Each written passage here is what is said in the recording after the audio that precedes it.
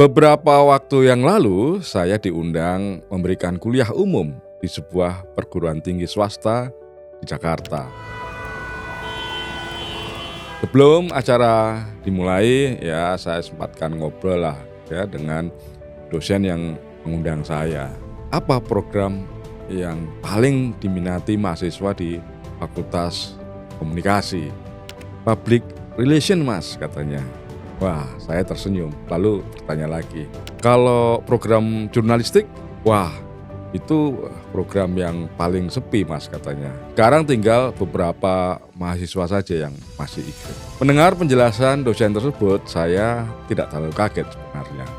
Karena ini bukan cerita pertama yang saya dengar. Sebelumnya saya diundang di perguruan tinggi lain, situasinya kurang lebih sama, bahwa jurusan jurnalistik makin sepi peminat. Nah, kali ini saya ingin mengajak kita semua, terutama Anda para dosen, mahasiswa, dan pengelola pendidikan komunikasi untuk berhenti sejenak, mengamati, merenung, lalu bertanya, apa yang sebenarnya sedang terjadi pada jurusan jurnalistik? Mengapa peminatnya makin turun? Apakah ini hanya masalah tren semata-mata?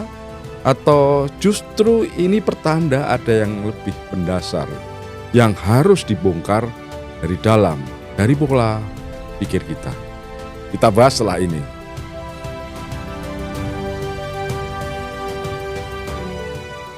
Hari ini teman-teman, kita hidup di zaman yang sangat berbeda dari saat ketika teori-teori jurnalistik klasik ditulis. Anak-anak muda dari kalangan Gen Z tidak lagi menyalakan televisi untuk menonton siaran berita. Mereka lebih suka membuka TikTok, Instagram, Reels, YouTube Short, dan platform lain. Bahkan mencari fakta dan penjelasan dari konten video sepanjang 60 detik yang seringkali dibuat tanpa sosok bernama redaktur. Nah, menurut data Reuters Institute Digital News Report pada tahun 2024, ternyata hanya 15% responden Gen Z secara global yang masih mengandalkan situs berita utama sebagai sumber informasi. Sementara 39% lainnya menggunakan platform media sosial sebagai rujukan utama. Di Indonesia, angkanya bahkan lebih ekstrim. Data menunjukkan bahwa TikTok telah menjadi sumber berita paling populer bagi kelompok usia 18-24 tahun. Ini melampaui TV dan portal berita. Nah, ketika dunia informasi ternyata sudah berubah total, sayangnya banyak jurusan jurnalistik di Fakultas Komunikasi masih bertahan dengan kurikulum lama. Kurikulum ya misalnya tentang penulisan berita cetak, atau teknik reportase klasik, atau etika siaran televisi.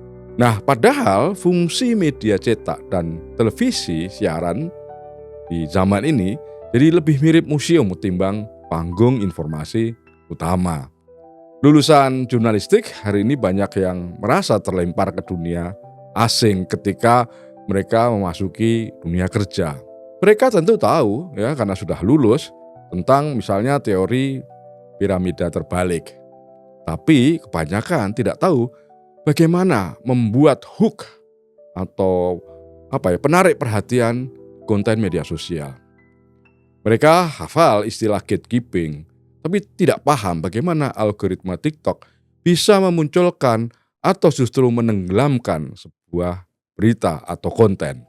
Mahasiswa mengerjakan tugas esai ribuan kata, tapi tidak pernah dilatih membuat konten yang bisa dipahami, dipercaya, singkat tapi tersebar atau viral dalam tempo 30 detik. Jadi ini kita bicara bukan sekedar soal teknologi, tapi soal cara berpikir, mindset. Saya pernah berdiskusi dengan beberapa jurnalis muda dari media besar di Jakarta. Mereka mengakui bahwa keterampilan yang mereka gunakan sehari-hari justru dipelajari dari YouTube, dari Reddit, dari komunitas Discord, atau bahkan TikTok.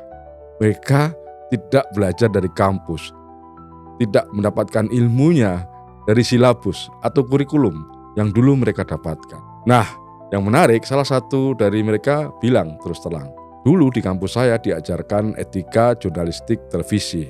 Tapi saya sekarang kerja sebagai editor konten multiplatform. Target saya bukan rating, tapi retention dan angka menonton atau watch time. Di luar negeri, studi oleh Stowe Center for Digital Journalism di Universitas Columbia juga menunjukkan bahwa mayoritas jurnalis digital itu belajar secara otodidak. Kampus-kampus yang mengajarkan jurnalisme dan jurnalistik tidak mampu menyediakan pelatihan yang relevan dengan ekosistem media ini. Nah, teman-teman, ini tentu saja bukan sekedar soal jurusan yang terus sepi peminat. Kalau kita renungkan lebih dalam, ini adalah pertanda ada krisis relevansi.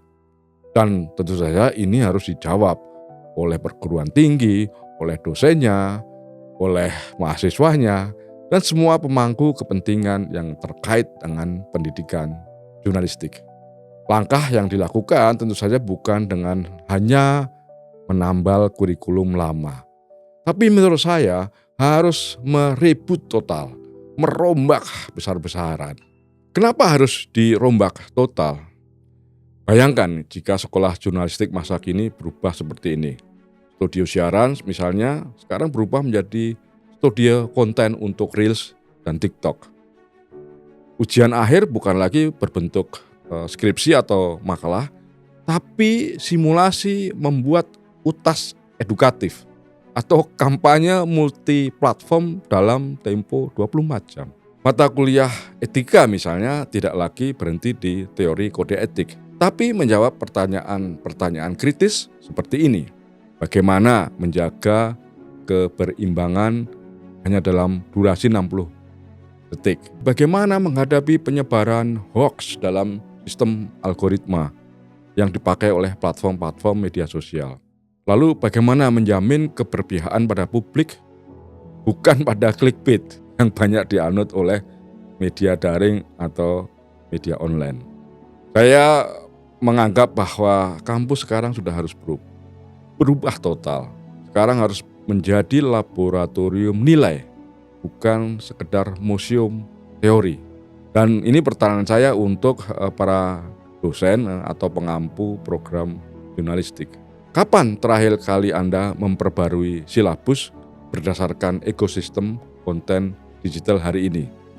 Yang bukan berdasarkan buku teks yang dicetak 10 tahun yang lalu. Saya juga akan bertanya, apakah Anda pernah menanyakan kepada mahasiswa, di mana kamu paling sering mengakses berita atau informasi? Platform apa yang paling kamu percaya dan apa alasannya? Lalu apa alasanmu, wahai para mahasiswa, makin malas membaca berita di media mainstream? Apakah kampus Anda menyediakan ruang untuk gagal, mencoba dan belajar dari kenyataan? Atau apakah Anda, para dosen, masih menilai mahasiswa berdasarkan hafalan, bukan ketajaman pikiran mereka untuk memahami konteks perubahan zaman? Saya sebetulnya masih hakul yakin, percaya bahwa pendidikan jurnalistik tetap penting sampai hari ini. Bahkan menurut saya ini justru sangat penting. Hanya harus diredefinisikan ulang. Mengapa harus diredefinisi? Karena sekarang ini tugas seorang jurnalis bukan hanya melaporkan fakta, tapi menavigasi kebenaran dalam ekosistem yang bising dan tidak stabil. Dan untuk itu, para mahasiswa itu butuh bekal keterampilan baru. Keterampilan yang 10 tahun lalu mungkin belum ada. Keterampilan apa itu? Yang pertama, kemampuan naratif untuk membuat publik itu lebih peduli. Yang kedua, kecakapan visual untuk menembus algoritma platform. Lalu etika yang luas namun kokoh, supaya tetap relevan tanpa kehilangan kompas moral. Saya ingin juga menyampaikan satu hal penting kepada para pengajar, dosen, pendidik komunikasi. Ada baiknya jangan merasa cukup hanya karena masih banyak mahasiswa yang datang ke kelas. Itu sebetulnya bukan ukuran keberhasilan pendidikan jurnalistik. Karena kehadiran itu tidak akan punya arti kalau kemampuan mereka bertahan di lapangan justru rendah. Jika lulusan Anda tidak tahu cara bersuara di dunia digital, maka mereka sesungguhnya bukan jurnalis masa depan. Mereka hanya sekumpulan penulis yang terjebak nostalgia. Saya ingin juga menantang pada para pendidik, dosen yang mendengar atau menonton episode ini. Apakah Anda dosen, mahasiswa, atau pengelola program studi komunikasi? Jawablah pertanyaan-pertanyaan saya ini dalam hati atau nanti dalam kolom komentar ya. Yang pertama, apakah Anda siap memindahkan ruang belajar dari ruang kelas ke ruang para kreator? Studio podcast misalnya ya. Apakah Anda siap berdiskusi dengan influencer? Bukan hanya dengan para ahli atau pakar media. Apakah Anda siap merombak ulang studio dan bukan hanya sekedar memperbaiki printernya, tapi cara berpikirnya? Kalau jawabannya belum, mungkin memang sudah saatnya kita berkata bahwa sekolah jurnalistik lebih baik dibubarkan saja. Terutama sekolah jurnalistik yang menerapkan model lama seperti itu. Teman-teman, jurnalisme tidak akan pernah mati, setidaknya sampai hari ini. Tapi kita harus mengajarkan kembali, menghidupkan kembali jurnalisme dengan cara yang lain. Dan itu hanya mungkin terjadi kalau kampus berani menjadi pelopor perubahan. Kampus bukan menjadi menara gading yang takut keluar dari zona nyaman. Terima kasih sudah mendengarkan cacatan redaksi kali ini. Sampai jumpa di episode berikutnya. Taufik.